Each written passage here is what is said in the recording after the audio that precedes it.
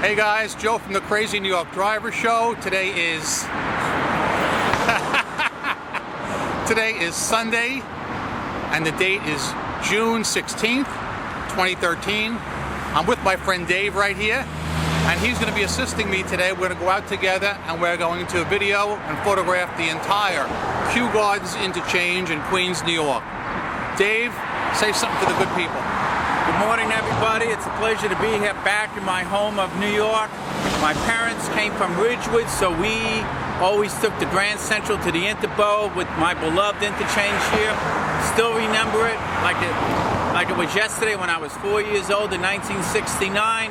Thanks to my buddy here, Joe, I'm finally gonna get to see it as it should be. And I am just beyond words to be privileged to be with this man, Crazy New York Driver. Thank you. All right. Okay, guys. Today we're going to start out at the Kew Gardens interchange in Queens, New York. You may remember I visited this particular interchange several months ago. However, one of my friends, Dave, who lives down south, wanted to come up and schedule a little visit to the Kew Gardens interchange and a few other New York highways, and we scheduled it for this weekend.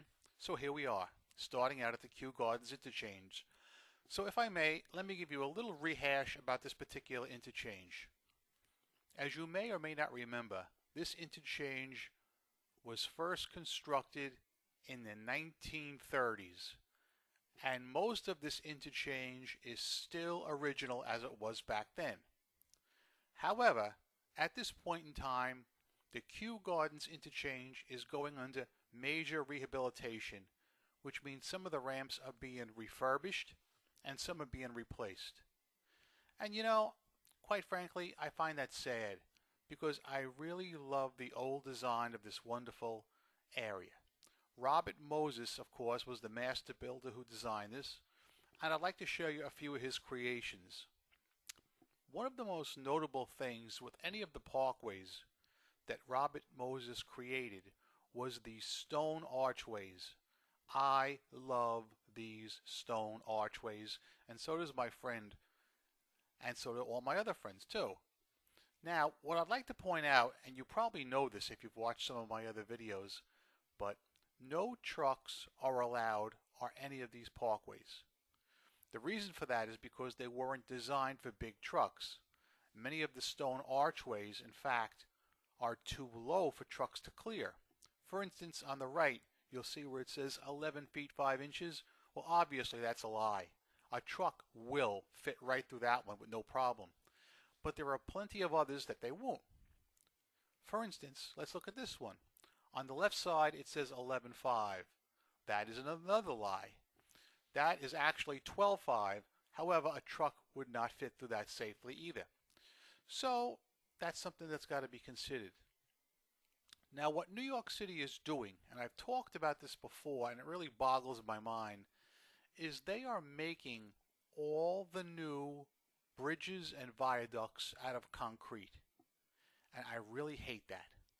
I actually despise it because it's ruining the local color and the flavor of these wonderful ramps and viaducts. Look at the Long Island Railroad right there. That's that green structure you see in the background. That's original from when this highway was produced. Back then, believe it or not, both sides were running on this one side. Okay? When they rebuilt the parkway and expanded it, then they actually put in a second side. But as I said, although it was first created back in the 1930s, sections were added on little by little and continued well into the 1960s. So certain parts of this highway were actually constructed as late as the 1960s. And then that was it. It was as it is today. However, there are a few design flaws in this road. The most notably is the lack of acceleration lanes. For instance, if you look on the left there, there's a ramp coming on. That's very dangerous because once you hit the gas, boom, you're right on the highway. There are countless accidents at that particular section, and really it does need to be expanded and needs to be widened. But at what price? That's what you got to think about. this section wasn't designed to accommodate the traffic that it has today. So New York City is actually doing something and widening it. Now there are other areas I want to show you today, so we're going to make a move down now. We're going to show you a few other places. However, all places are in Queens, New York. Queens has more highways per capita than any borough in the city of New York, period. So let's take a look at the next one. Here we go. All right, guys. Now we're at the intersection of Grand Central Parkway, Clearview Expressway, and Hillside Avenue. And I must say, this is the favorite intersection of my friend Dave. Dave, tell the folks a little bit about it. First time I remember seeing it was in 1969, and back then Interstate 295 was signed as Interstate 78. The exit for on the Grand Central Parkway read Throgs Neck Bridge and Hollis Court Boulevard, but it was always Interstate 78, and I can still remember that, and that's what, 44 years ago. Okay, we're going up top now, and I think we'll do a slideshow, so hang on. Okay guys, this here is the Clearview Expressway where it meets the Grand Central Parkway. It's actually a rare triple layer cantilevered roadway, something you very rarely see in New York City. On the bottom you have the Clearview, in the middle you have ramps, and on top you have the Grand Central Parkway.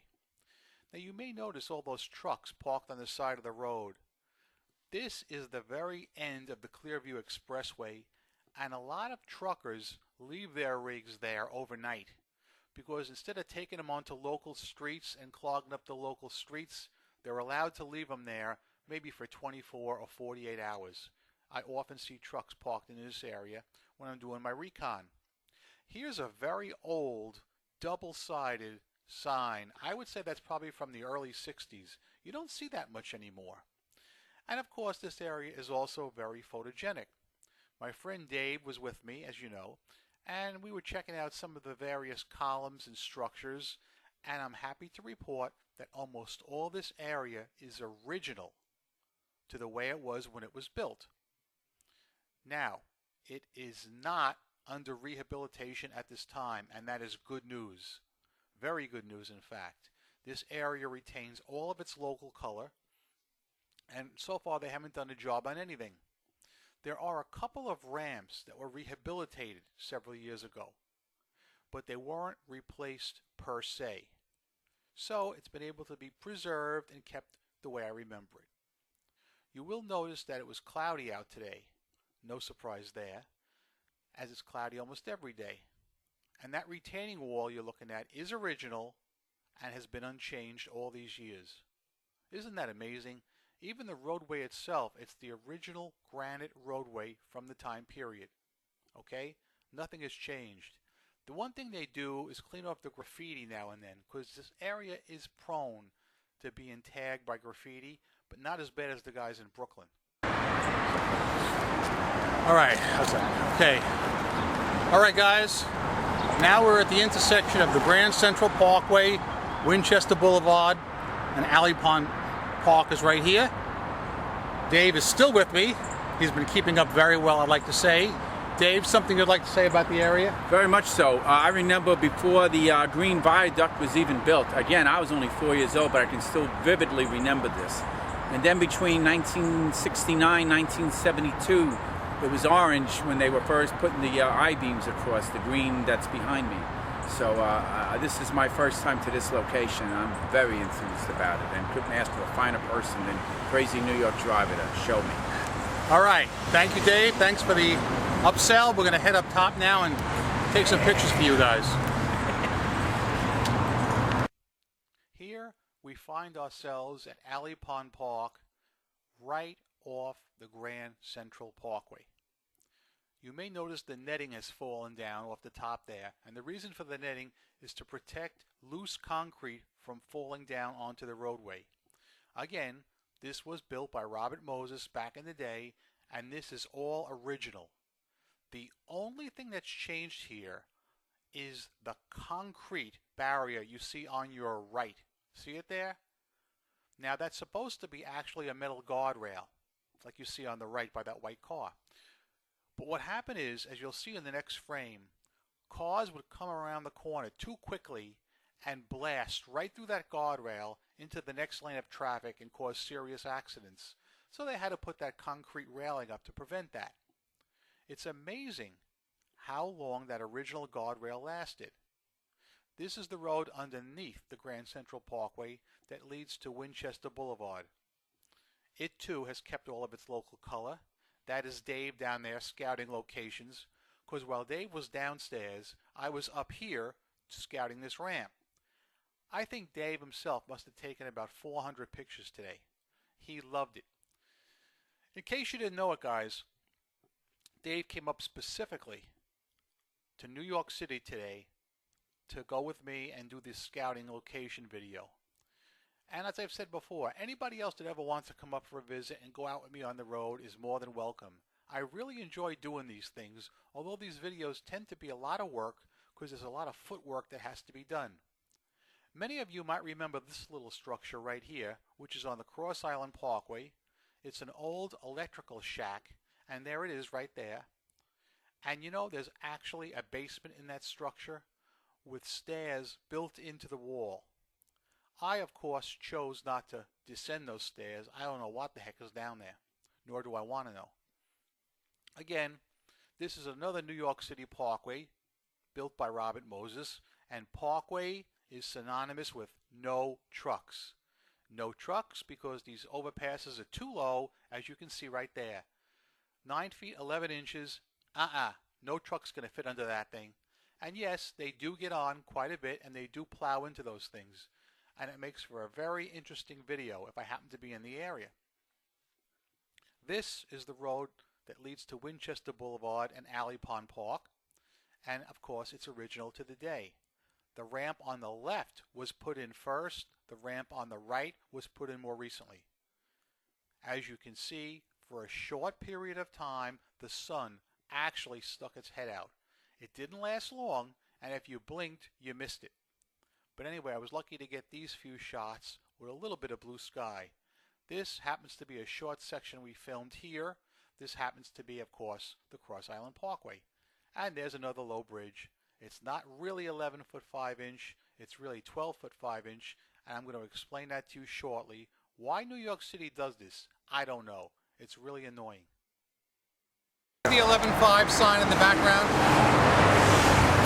Can you see it? I can see it now. Okay. Hey guys, I just want to point out something about these bridges. See that 11 foot 5 sign behind me? Well, that sign is incorrect.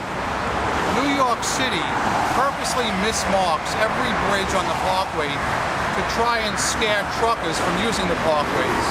By law, truckers are not allowed.